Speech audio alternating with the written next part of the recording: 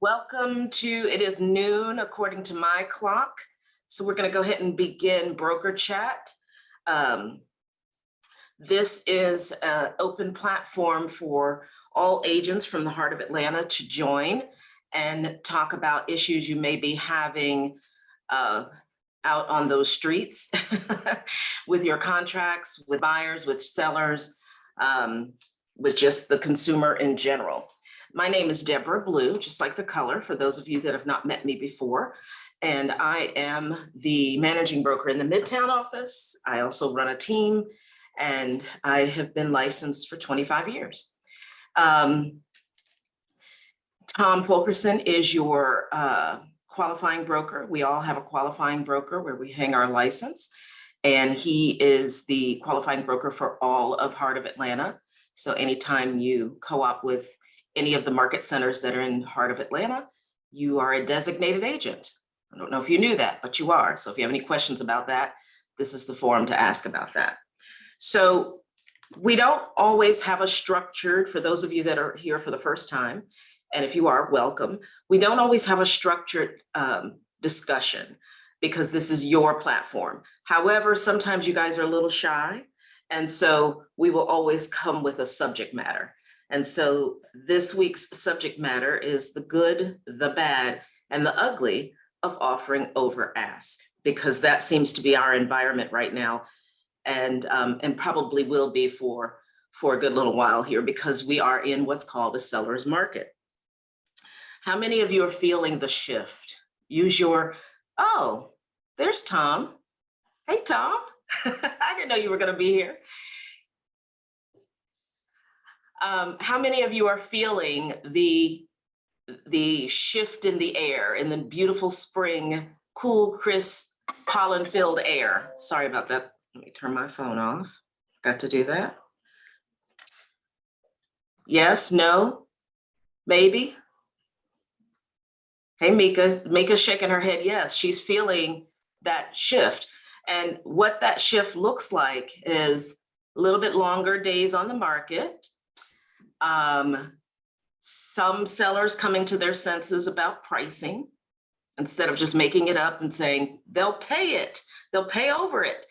How many of you, virtual hands or raise your hands, have had a property not appraise? That's abundant right now.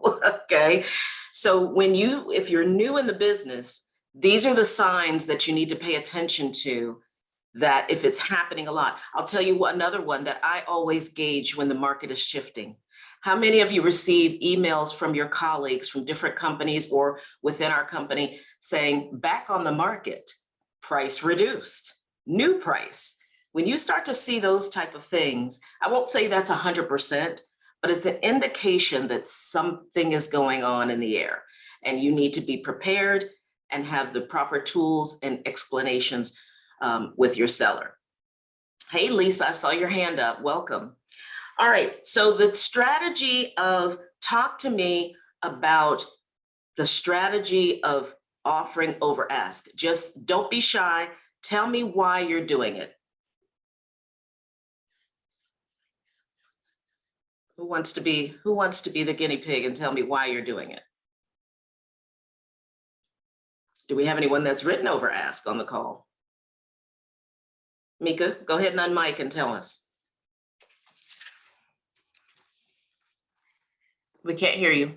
Having to go above ask, especially in town markets, is what is necessary to get the contracts accepted. Okay. And so if you don't mind, let me continue with you. When you are making that recommendation, what are you saying? What kind of script are you using with your buyer in order for them to, what does that look like to help people on the call that may not have had that experience yet? So I do a couple of things. First of all, do comps in the neighborhood to give them what properties have closed for.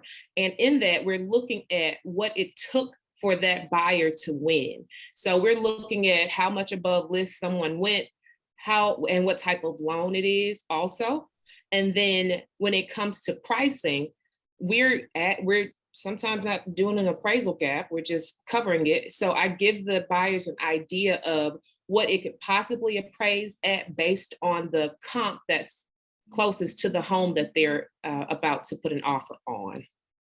Okay, so Mika said comps, how much above should they go? The type of loan and appraisal gap. Thank you, Mika. Mika brought up several items that I want to talk about and why I'm saying, so the good is, Mika just gave you the good. The good is we need to get this house, we need to have a strategy, we need to do a few things in order for your contract buyer to stand out. So let's talk about comps. Now, we all know that the final price is what ends up on Zillow, in the tax record, on MLS, but we don't know everything. We see a list price and we see a sold price. What we don't know is the story in between.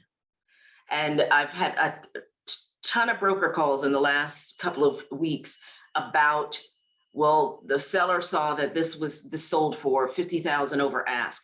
What you don't know are the terms. And one of the things that you can do after it's sold is call that agent and say, what were the terms of that sale? Because many things are going to come out of that phone call if they call you back. We paid with our own cash out of pocket. We put an appraisal gap in. It didn't appraise, but my client still qualified and had the cash. What else could come up?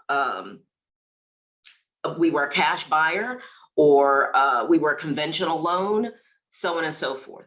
So Mika hit on 4 areas that you probably want to find out. Did you have an appraisal gap? Here's what my experience now with people calling and maybe even personal with properties that we've had is I haven't had anything not appraised, but I have had other people come to me to say it didn't appraise and the buyer doesn't have the difference. What do we do? Okay, so I'll give you an example one that came in Friday. It was, and this is from me asking more questions because, you know, when you guys call us as the broker, you have all these emotions and different things and it's urgent and all of that. And I'm listening for the key things. And this person said, oh, this is going on and this is going on and this is going on. And then I said, well, what type of loan is this? And the person said FHA. Now, when you are making offers over ask in a typical market, I'm not going to say normal because I don't think any market we ever have is normal. We have what's typical when things are, I make an offer, you accept it, we go to closing. Okay. Now it's, I make an offer, I make an offer, I make an offer, I make an offer, I lost the offer. All right. And in a typical market, giving a seller over ask is anywhere between 1% to 3%. The average has been about 1% to 3%. So on a $300,000 house or a $350,000 house, that might be $3,500 to almost $10,000. Okay, that seems reasonable. There's a good chance that's going to appraise. But I'll tell you what our average is. What I'm hearing is probably 10 to 30%. Now let's think about that for a second. Here comes the ugly part. I told you the good, Mika told you the good. Now here's the ugly part about that. We are creating an environment for the future of negative equity. Because if that person is not, that buyer, that conversation that you're having with that buyer, if they're not willing to stay in that house at least 5 to 10 years, they're going to call you back and say, Mika, come sell that house that I put $30,000 more 3 years ago, and the market hasn't caught up. Now, right now, all we see is steadily going up. But guess what else is going up? Here's the other ugly side of all of this. The interest rates have gone up. And so therefore, the person who was looking at a 2 or 3% interest rate and a $500,000 house, in a matter of a quarter, if you've looked at the first quarter, what our interest rate was and what it is, I've never seen an interest rate move that fast. Now, some of you may be licensed longer than I am, 30 years, 35 years. If you're on this call, you can speak to that because you saw those 16 and 17 and 18% interest rates. But in my career, I've not seen interest rates move that fast in a quarter. And deals are falling apart because now that person no longer qualifies for 400. Maybe now, because of their down payment, their LTV, all of that, they only qualify for maybe 400. You know, I'm making numbers up, but I want you to think about that. So what happens is, let's use FHA and VA as an example. Convention, all of the loans probably follow some part of what I'm going to talk about, but when you are looking at, here's another strategy. Let's say the person is going to put down 20%. They're all gung-ho, they're putting 20% down, but you find out there are multiple offers. The buyer could decide to put less down, as long as the lender says that they could, all right? But someone raised their hand. I see Lisa has her hand up. I'm going to ask her. She's got a question. But if a buyer is putting 20% down and then they decide to compete and say, you know what, instead of 20% down, I'm going to put 10% down and use that additional cash to put an appraisal gap in. What now happens to that buyer's loan? Does anyone know? Lisa, you had your hand up. Are you brave enough to answer? Well, I actually just forgot to put it down. That's you're asking about multiple offers and paying over ask. And yes, I paid wildly over ask. But anyway, that's where my hand was at. Sorry. That's okay. So do you know the answer, or you just had your hand up? I don't know the answer. Okay. But I want to know. Okay. Does anyone want to take a shot at it? So have you heard of this little thing called PMI? When someone's putting 20% down, what are they trying to get away from? The PMI. But if they have to now pay 10%, so now they're paying less down. They are in a higher interest rate situation. They're giving the seller over ask. And now they have an additional fee in their loan called PMI. And I don't think anybody's thinking about that. And when I say I'm saying the buyer is not thinking about that. You know, you're going to have some savvy buyers that are, you know, accountants, and they, you know, add and subtract in their head and all that good stuff. But for the first time home buyer, or for the buyer who says, oh, I've got 20% down, they're not thinking about that. See, when you buy a home, it's about the interest rate and the long run. But your buyers typically will come to you, I don't want to pay any more than $1,600. Well, guess what? A lender will find a way for you to only pay $1,600. But is that the best loan to put them in? So you see where there's some good to this over ask situation, some bad to this situation, and then the ugly, because it starts to get a little bit more expensive than that buyer anticipated, all so they could get that home. Now, this could be their forever home. This could be, oh my gosh, I've always wanted this home that looks like a Swedish chalet. and I imagine myself, you know, making, you know, cookies in the kitchen and stuff like that. Look, you're not going to talk that buyer out of doing some things that are not in their best interest. But it is your job as a consultant to explain to them the numbers, not just the comps, not just the interest rate, but what is the long term? Your clients will appreciate your knowledge. That's what we get paid for. Not being Uber drivers, not being door openers, but letting them know what this market looks like and what that looks like for them for the next 15 or 30 years, whatever they end up going with.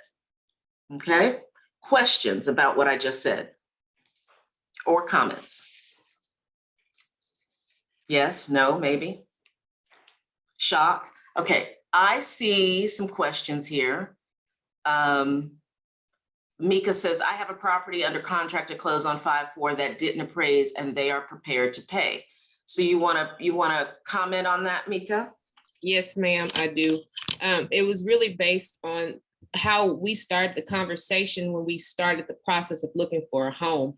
And I always ask what your house buying budget is, so we know what the overall number is. So when they were determining how much over the proposed comp price was, they knew how much they could spend if it did not appraise, and that helped them determine how much they were offered on the property. So I'll give the example. The house was listed for $565. They offered $625. It appraised for $605. So they knew that going into it, that they had $25,000 to $30,000 outside of their down payment and their closing costs that they could contribute to paying outside of the appraisal. So giving them that comp price helped them determine what was the ceiling on how much they would offer on that house. Very good. Yeah, that's called a consultation, you guys. So you're taking a buyer out, that conversation should happen before pen hits paper. And if you have to pick up the phone and talk to their lender and say, okay, what's our leeway? You should be talking to that lender anyway. How much time do we need for appraisal? Do you have everything you need on this buyer? Don't just go by, they've got a letter and that's it. That lender I had one broker situation where the lender never put the person's file in underwriting and they were closing in 4 days. So obviously that buyer lost their earnest money because they were out of all their contingencies and so on and so forth. So these are things that you're supposed to be checking on and not saying, well, that's the other side's, situation. I'm the listing agent. No, you've got to protect that seller and know when that buyer is breaching, because of we've all received offers made to look really, really good so that they can get the house, only to find out, well, we've decided to do this. And no, the terms that you gave us is what we need, and that's it. And if not, I've got a backup offer. And I hope everyone on this call that you're taking backup offers if you're a listing agent. If you're a buyer's agent and you don't get the deal, still put the backup offer in. You can always send a withdrawal of the offer if you take that buyer out and they find something else. And you send a withdrawal to say, hey, we're out. We found something else. We got it. So that way you always have something. You should never have a listing under contract and you don't have a backup. I just feel like that's a good best of practice. Okay. Willie is saying, I now use the list price to sales price for the past 90 days. Who would have thunk that? All those great stats we have in FMLS and Georgia MLS and Chartmasters. Very good. And he says, of the closed inventory of the area, my clients are looking for it. Okay, then that lends itself to the conversation on being prepared for the market and how much money budget they truly are prepared for. See, if you have these conversations before, they don't get so bent out of shape. I mean, everyone's gonna be upset. No one wants to lose. Everybody wants to win, but they also know the temperature of the market. Then they know how aggressive they can be, or say, well, that wasn't the house for me. The one that's for me is still out there. Let's keep looking. Okay. Lisa said, I've won several houses on backup. I do it every time. Good practice, Lisa. I do as well. And let me tell you why. What did I say at the top of this call? I'm seeing emails back on the market, didn't appraise, price adjustment. Why put it back on the market if you have another offer? You just slide right out of one and into another. And hopefully in some cases, you may even still keep your close date, because if that person has been waiting, all they need is an appraisal possibly and their financing contingency, or maybe they can waive it at this point because they've been working on it. If you're a buyer's agent, let your buyer continue to work on their loan regardless, because now they're going to be even more marketable when they make an offer because they've gone through the process, and the lender might say, all we need now is an address and an appraisal, and you're done. Here's what I want to say about contingencies. This is kind of bordering on ugly and bad. I am not a fan of removing contingencies, and contingencies that I'm not a fan of. And I know some of you are going to disagree with me because you won, but I just, we're starting to hear and see polls in Realtor.com and NAR that buyers are having big regrets.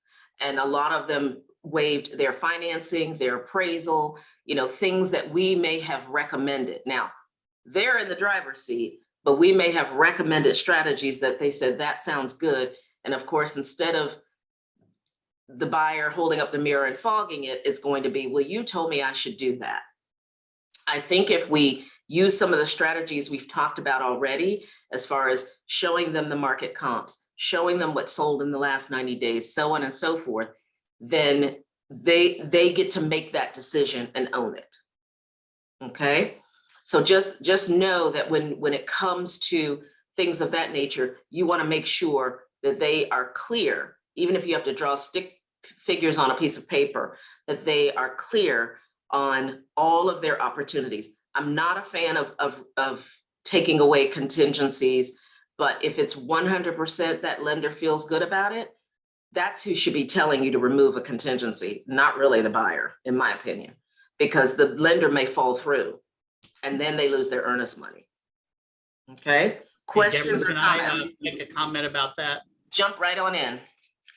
So, guys, what we're also seeing when people are removing their contingencies is that we're not collecting earnest money up front. And so I can't tell you how many scenarios I hear almost every day about we had zero due diligence, we had zero finance, we had zero appraisal, and the very next day they walk. Yeah. We haven't collected earnest money. So as listing agents, please make sure if you're taking a contract like that, to make sure that we have the earnest money up front, because that's a huge issue. And it puts a lot of strain on the brokerage. And in many cases, those funds are just lost and the seller has no liquidated damages. Yeah, this is becoming really rampant. Thank you, Tom, for reminding me of that. When I started in the business, and probably Tom as well, because that's why he's saying this, we didn't do this whole earnest money will be delivered 3 days from binding or 5 days. I don't even think we had that on the contract. It was at the time of offer. So if you took someone out, you know, and I'm going to date myself by 5 years, and you used a check, because now everybody's using wires and PayPal and Venmo and Earnest and all these different things. But there are still people that have a checkbook. And when someone came to the office to meet with me, I collected that check and turned it into the office, because as soon as you get earnest money, you're supposed to turn it into your broker as soon as possible. So since they were meeting me at the office and they wrote, you know, $1,000 check or whatever amount they were going to write, I would give that to the broker. I had skin in the game. The buyer had skin in the game, and we could go out comfortably and look for a home. And I could submit an offer saying, I've already got earnest money. It's in my office. All I have to do is turn this binding agreement in, and then the office can deposit it, because the office has to deposit it within a certain amount of days, business days per our contract, correct? But what I'm finding is you are looking at offers, you're accepting it because you're accepting it's a great price, it's this, it's that, not you, but your seller. But no one is paying attention to the option money, the earnest money, all these little things that they're saying, we're going to give you all this stuff. And you're giving them a free look. You took the house off the market 1 day, 3 days, 7 days, and then they walk or breach. And then you're calling us to say, we want the earnest money. Well, you didn't verify that any earnest money was given. That's the first thing, especially when it's wired to an attorney, which Tom hates, you know, because they don't really read the contract. They're just like, okay, let me give it back to the buyer. They don't want to deal with it. You know, that's why Tom has always encouraged that earnest money be held with the brokerage instead, because we're going to be able to look at it and interpret it, where the attorney is just going to say, no, you don't need to do that, and give it back to the buyer. So please, that's becoming, I don't know why, other than speed, that's becoming an issue. That's a strategy. If you tell them, hey, I've already got, you notice we talk about offering over ask and all and appraisal gaps. No one ever says offer more earnest money. Sometimes you can offer the asking price and give shorter terms, like I can close in 10 days, or you know what, does the seller need 30 days to stay in rent free? Those are also good strategies versus always money. And I think we're all leaning more towards the money all the time. And sometimes sellers are not motivated by the money. They're motivated by the time to get out. So think about those type of strategies too. Has anyone ever won over someone else over a strategy of offering the seller more time or giving more earnest money versus offering over ask? Anyone have an example of that? Deborah, this is Joel. Hey, Joel. We've how you doing? Good. We've offered lease backs. Mhm. So and then also, you know, to pay, they don't have to worry about paying for that more, you know, any rent for maybe 2 weeks or whatever. And because we found out a lot of people the sellers want convenience and certainty. And so if we go with zero financial contingencies or appraisals, those have been very helpful. And I love that. I love that. Convenience. And what was the other one? The other C? certainty. Certainty. I'm going to put that in the chat for everybody to see. Convenience and certainty. Before you start thinking of dollars and cents, think about convenience and certainty. And you can ask the listing agent. And hopefully, if you're a listing agent, you are giving that information as long as the seller has allowed you to do that, to say, you know what, if we get an offer that'll at least give us 45 days, that would work great. Because they're telling you that in the listing appointment. So say to them, well, if that's a strategy and someone asks, are you okay with me telling them they would really like some days? And as a buyer's agent, you know, give them the days. If it's not the right amount, they'll counter you and tell you, well, in 30, instead of 30, will you give us 45? But then prepare that buyer that you may have to stay, you know, in mom's basement for another 30 days or stay in temporary housing or whatever. Everybody can plan and make that a win-win. Okay. Any questions about that? Now there's another strategy. I wrote this down because I read this a long time ago and kind of kept this old article about, and this was before we had this type of market, where I get a lot of calls about whether an FHA or VA buyer can offer over ask. Yes, there's no guidelines that say that you can't offer over ask. What is more important is what we've already discussed, is if the FHA, let's use that as an example, they're not going to loan you more than 96.5%. So if that buyer, that particular type of buyer wants to offer more, they can. Now, here's what I hear on the streets. It's an FHA loan. Let's not go with that. It's so difficult. It's so this, it's so that. Oh, it's a VA loan. It's so difficult. We need to be very careful about advising sellers. It's all money at the table. The path is just different. And if you prepare your FHA and VA buyers and your sellers that get offers that way, I get it. They want the convenience and the path of least resistance with cash or what they believe is conventional. But FHA and VA, they have a very good success rate. What you don't probably like is some of the inspection items or appraisals that might come out of that. Just for your information, with FHA and VA, it's a very limited thing. They are making sure that the house meets the FHA and, or I should say the HUD guidelines in order to loan on that house. It needs to have a roof. It needs to have floors. It needs to have electricity, drinkable water. That's the minimum. So if you know your listing is in crappy shape with rotted wood around the front door or windows, you might want to prepare the seller to get that fixed, regardless if it's FHA or VA.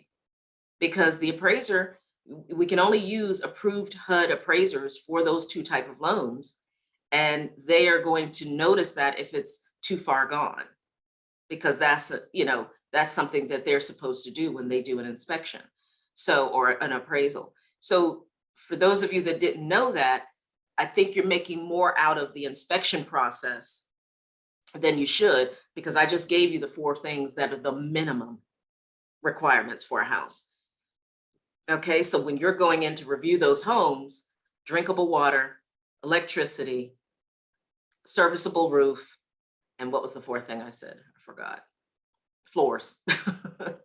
And sometimes, believe it or not, the floors don't have coverings on them, or the coverings may be down but not tacked down or whatever, and they'll still approve that.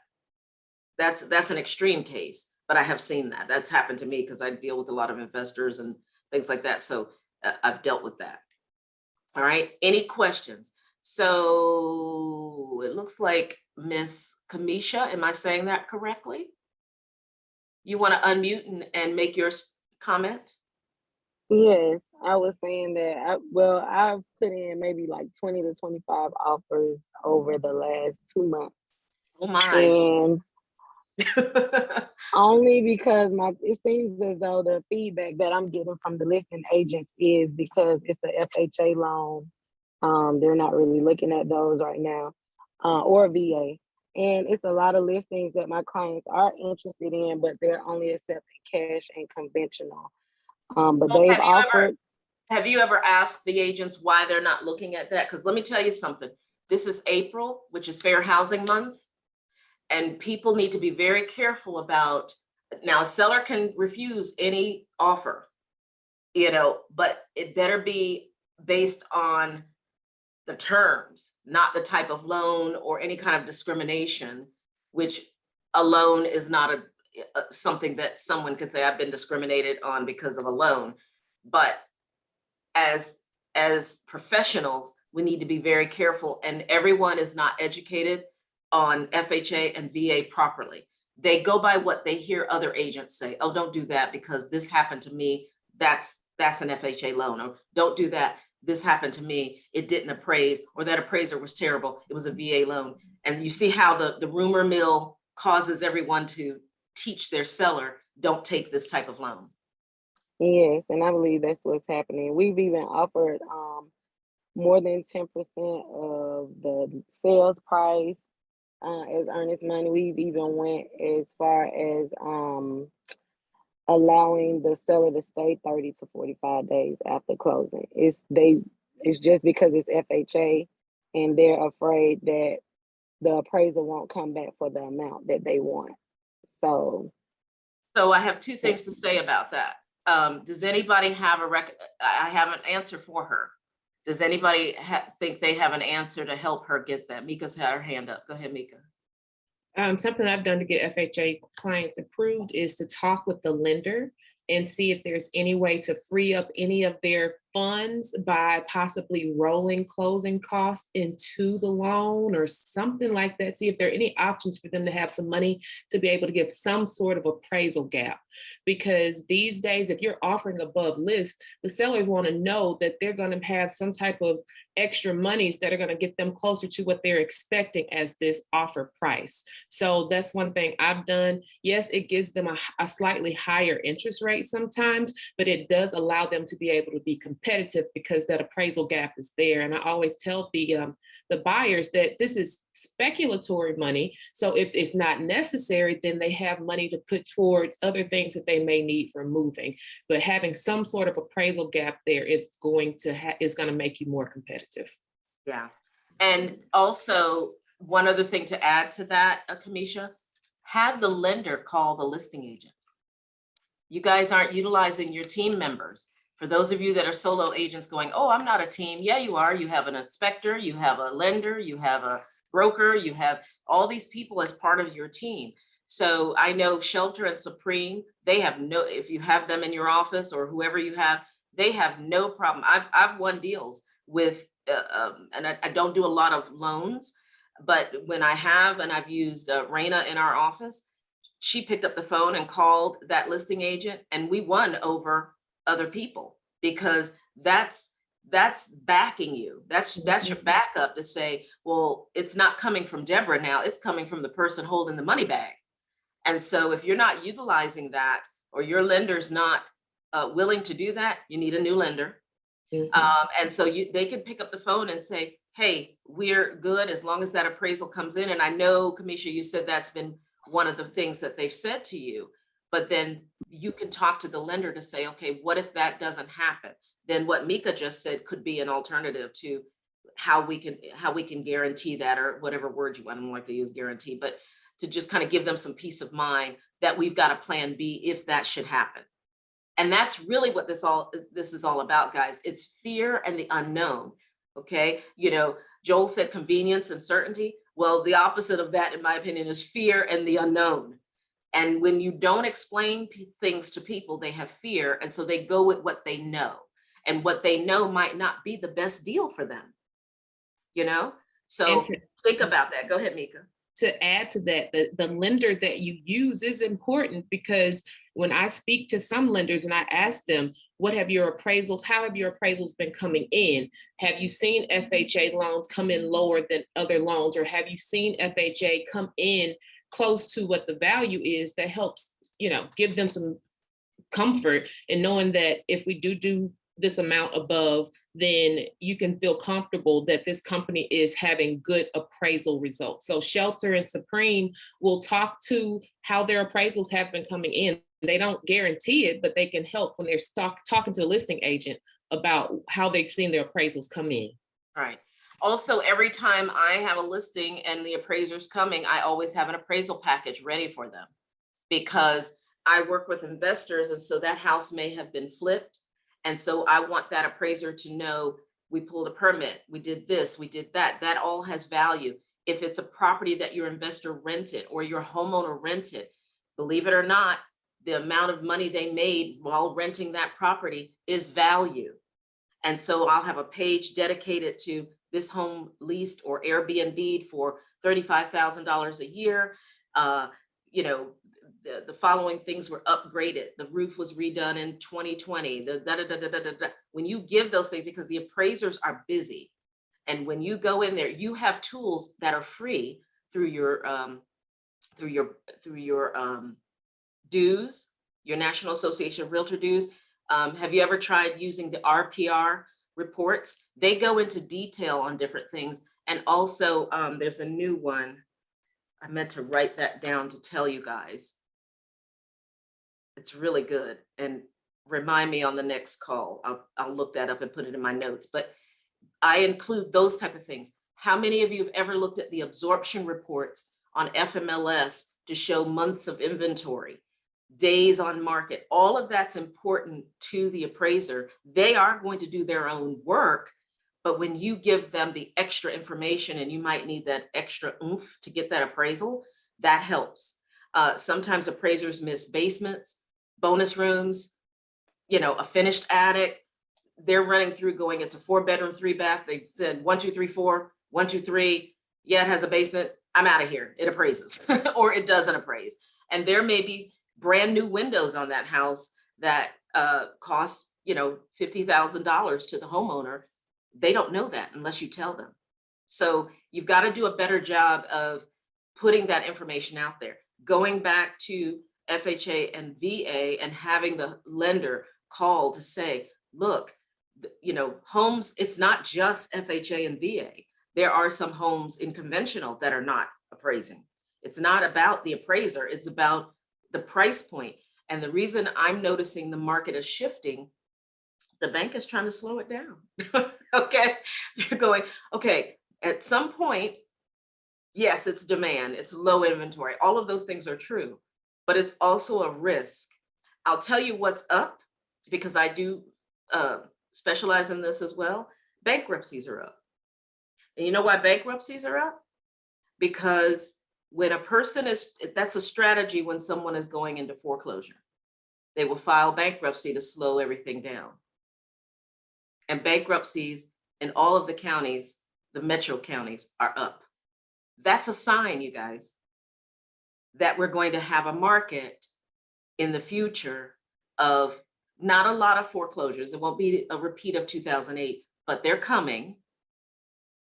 The problem is we are still just feeding this engine of, I call it fake real estate, to be quite honest, because this just cannot sustain itself. I don't think it's a bubble, but it just can't keep going up. And we're already seeing buyers exhausted from writing multiple offers, as Kamisha shared. However, there's going to come a time when they're tapped out. They can't compete. You've got these big companies like Homeward and Ribbon and things of that nature that will give the buyer the cash for them to buy the house, and then they can finish their loan and so on and so forth. That's also a good, out of the good, bad, and ugly, that's also a good resource. But again, that's also extra money, isn't it? Because you're not using their money for free. So everyone's not taking into consideration all the numbers. If you use any of those companies, they charge anywhere from 1.5% to use their money.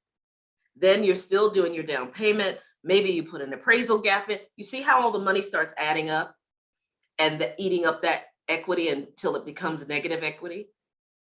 So the reality is we aren't in 100% control. Yes, cash doesn't have to deal with all of that, but does that mean that the cash offer is the best offer? Maybe the seller's losing money or leaving money on the table just because of the convenience of not having to go through those contingencies. So that's a conversation you have with the seller. Yolanda, your hand is up. Go right ahead. Hi, Shalonda, how you doing? Thank you so much. I think at the end of the day, we also have to be mindful and to encourage having the conversations with both buyer and seller, because you can have a client that's able to do over asking, appraisal gap. And I have a client in particular that can go conventional FHA and or use ribbon. It is just important to educate them, keep them encouraged, and let them know that we've done all of this, but hey, that property is just not your property. It's what it is. Yours is coming. At the end of the day, encouraging them and pushing them forward, they will get what's theirs. Secondly, I believe a lot of the agents must do a better job in educating their sellers, because again, if you're constantly bad seller, cash, that's not always facts, because cash is not always king. In addition, Thank you for saying that, Yolanda, because I agree with you, and I'm going to tell you why in a second. Go ahead. yeah, cash is not always king, but also lastly, I'll add this, please encourage your buyer seller all, because sometimes no matter what you've done, there's a relationship between the seller and the seller's agent and or another agent, and regardless of what you do, they're going to be the ones to get it. So relationships are important, and communication is also important. I just needed to add that at the end of the day, educate your clients to stay the course. Yeah, I know it's tough. Everyone wants to find a magic bullet because they're tired of showing properties. They're tired of writing contracts, but this is what you signed up for. You know, this is what you see on HGTV is not real. Okay, this is what you signed up for when you got the license, and that might mean showing 40 properties, writing 100 offers. That's what you signed up for. And there's going to come a time when the market shifts back where you're writing one offer and you have it. You know, it's an ebb and a flow, the way this market works. So, and the longer you're in it, you start to realize that. So Yolanda said, cash is not king. And we've always heard, there's two things, two sayings I don't like: fake it till you make it, because that's not true, and cash is king. That's a whole different seminar I could give. But let me tell you why do you think I'm saying that cash is not king? Does anybody know?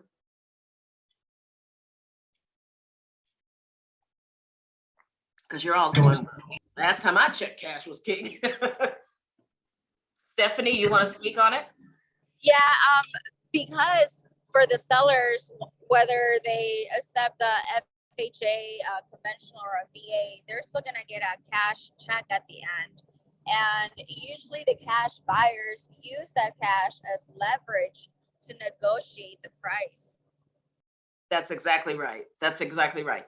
But I was looking for something else. Does anybody else have another perspective on why cash is not always king in relationship to the buyer?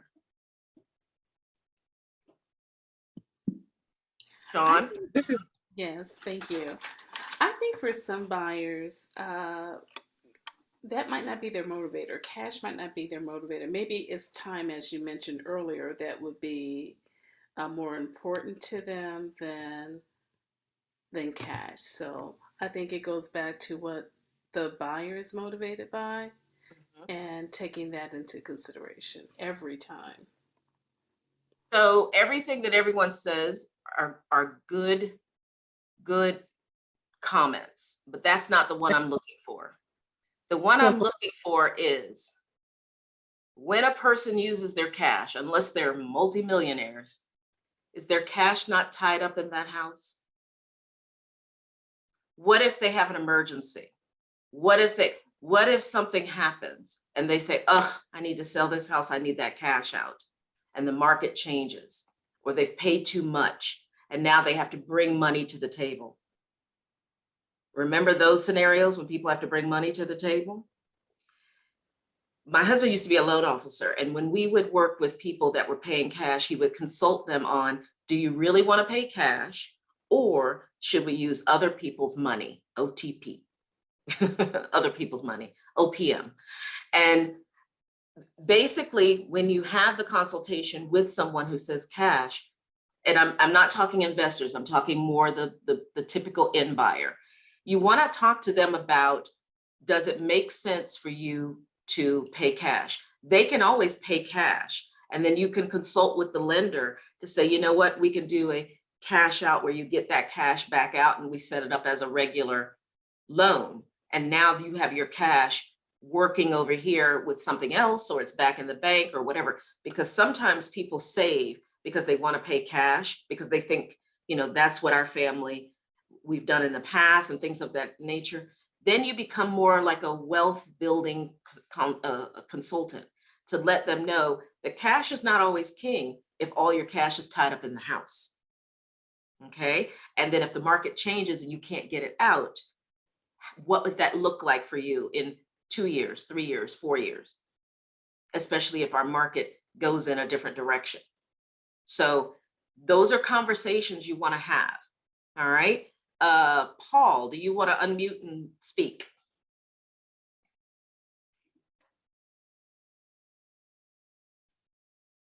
Paul? Well, I'll read what Paul said. He goes, I'm new to this, but after getting laid off in 2012, my paycheck has gone nothing but down. I'd never advise someone to hand over a giant lump sum. Oh, he's multitasking, so he didn't want to come online. So Paul just gave a perfect example of, you know what, I've got cash, I can do this, but then something unexpected could happen, like a layoff. And now it's like, oh my gosh, I need cash, but it's all tied up in my house now. So yeah, you could, but then if he doesn't have a job, will he be able to refinance? He doesn't have anything to put on the application yet because he doesn't have a job. So you've got to help people understand the full monetary picture before they think cash is king. That's just my 2 cents on it.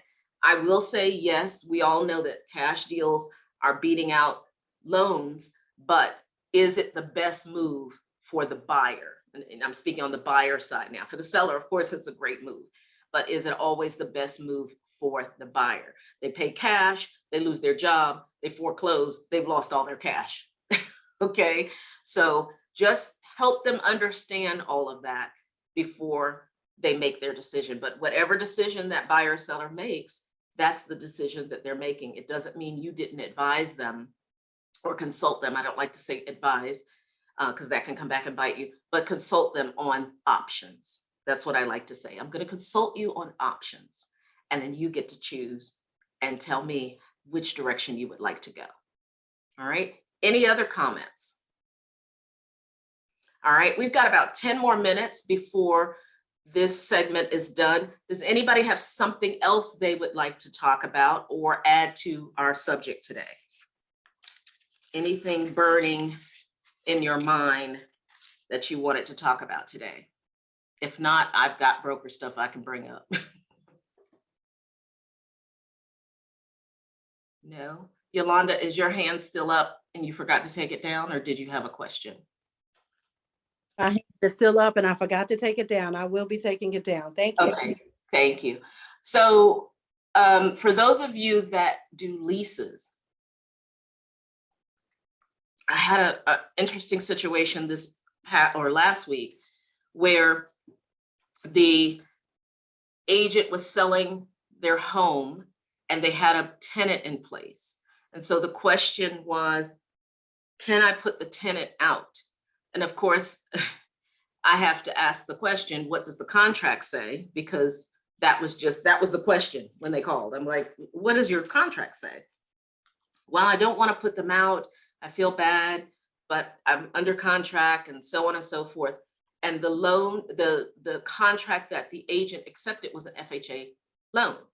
Okay, well, you can't, that tenant has to be out. The FHA is not an investment loan. It's a loan where the end buyer is going to move into the home. And FHA will give you up to 60 days. They'll approve it up to 60 days, but that tenant has to be out. And it wasn't until I received, and the agent was getting all kinds of feedback from the co-op agent and the attorney saying, oh no, you don't have to, you can kick them out, you can do this and that. And I said, you know, there's a lot of people in your ear, but at the end of the day, what does the contract say? And so when I finally got the contract, the agent owner, landlord, had marked the box early termination. And the tenant also signed early termination. So if you are leasing a property and you decide you want to sell it, yes, could you give that tenant 30 or 60 days notice, whatever you guys fill in that blank, knowing that there are laws in Georgia that you have to give notice, written notice, not picking up the phone, not texting them, but written notice that you are going to sell the property. And you probably want to do that before it's under contract to give that person time. So it became a whole big to-do for the entire Easter weekend. And I basically, I think that deal fell apart because the new contract called me yesterday, and that is an investor. So that deal was saved, but there was a lot of panic. And I said, no, this can be fixed because I believe in fixing. I believe in solutions. And I said, look, save face with this relationship with the first contract by maybe offering them, you know, don't pay the next 2 months. We're going to give you 60 days. I'll help you find something. You know, you're going to get your last month's rent back or whatever the case may be. This person also did not collect a security deposit. You know, you guys need to be really careful about security deposits and earnest money. Collect it. I don't know why we're putting 3 and 5 days. The first thing on the contract says at the time of offer. Why are we not getting earnest money at the time of offer? I don't care if they're wiring it. The only reason you might not accept it at the time of offer if you're allowing the attorney to hold it and they're not open. But you could collect a check from them and turn it into your office and you have it. And each office, of course, is independently owned and operated, so they probably operate differently. But in the Midtown office, we have colored envelopes that say deposit it, hold it, and commission checks. I think there's 3 different colors. And so you just put it in that envelope, put it in the strong box, and then the MCA department will know, hold that until they receive your binding contract. So just be careful with not asking for deposits, not asking for earnest money up front. That is the nickname or slang for that is good faith money.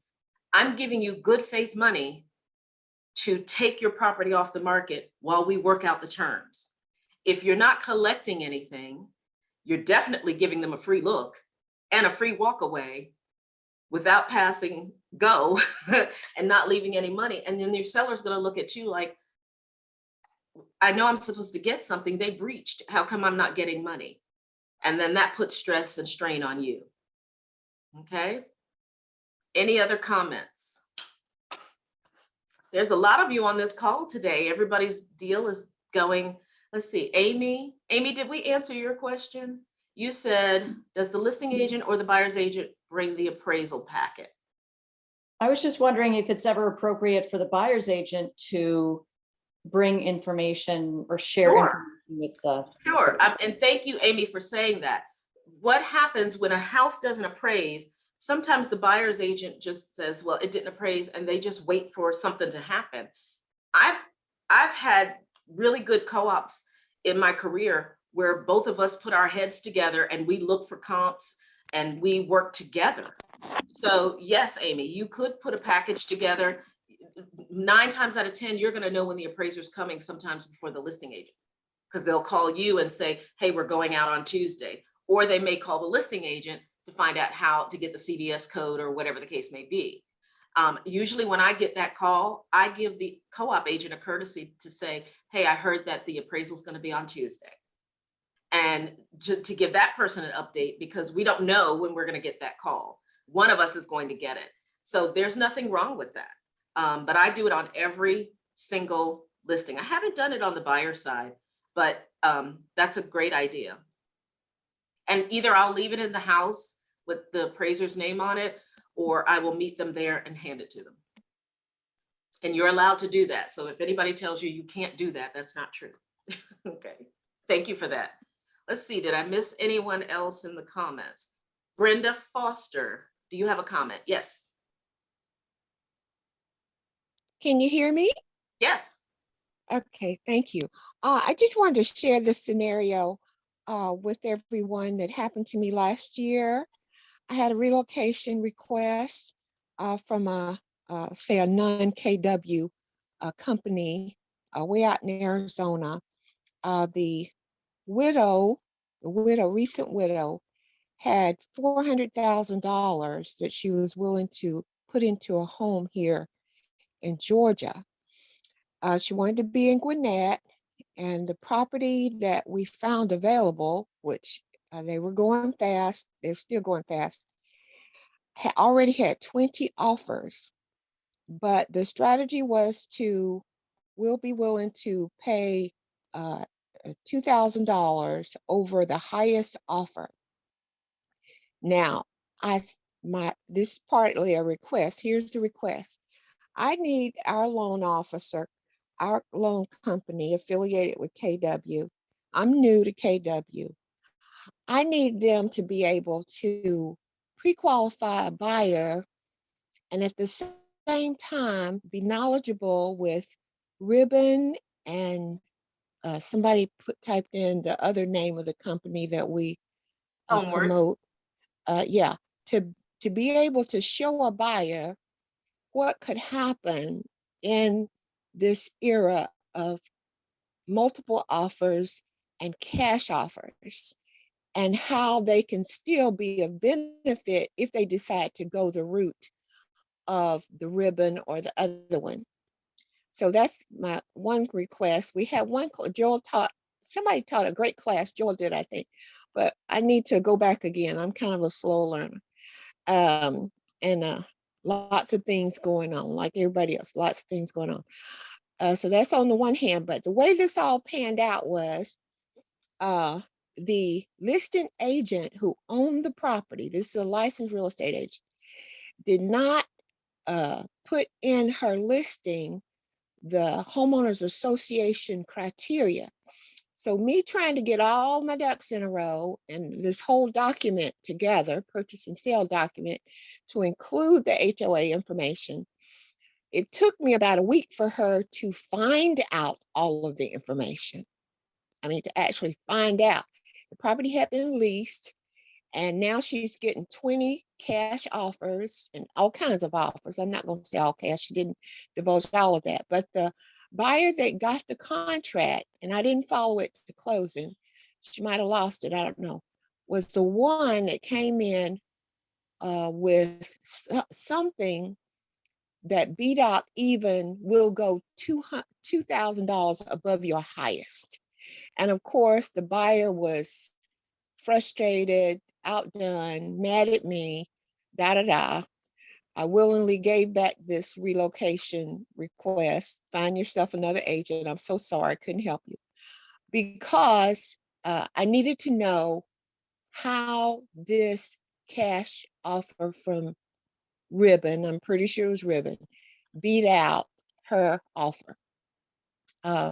There's a lot to it, but I think it would have been better for me to have referred her. Okay, you got 400,000, but it's a seller's market. So let me put you in touch with the loan officer just in case. And then they tell her, okay, this is what we can do for you. But listen, this is your alternative. Now, after all that is over, come back to us and we'll see if maybe we need to lock you into a different kind of loan program or tell you how to get some of your money back out, that kind of situation. Does that make sense? It does. It does. And that's your job as a consultant, to say, buyer, here's what I want to do. we have lots of, remember when my script, we have lots of options I can consult you about. We can go this route, this route, this route, this route. And if you're working with your favorite loan officer, you want to communicate with that loan officer. I'm talking about the following options. Could you also enlighten the buyer on all of these options and what makes sense? And if you have a good loan officer, they're familiar with a lot of these things out there. They may even have a program that might beat out going with like a homeward or a windward, or homeward or a windward, homeward or a ribbon situation. So I would just create that team effort relationship with all of your vendors and services that you offer to that buyer.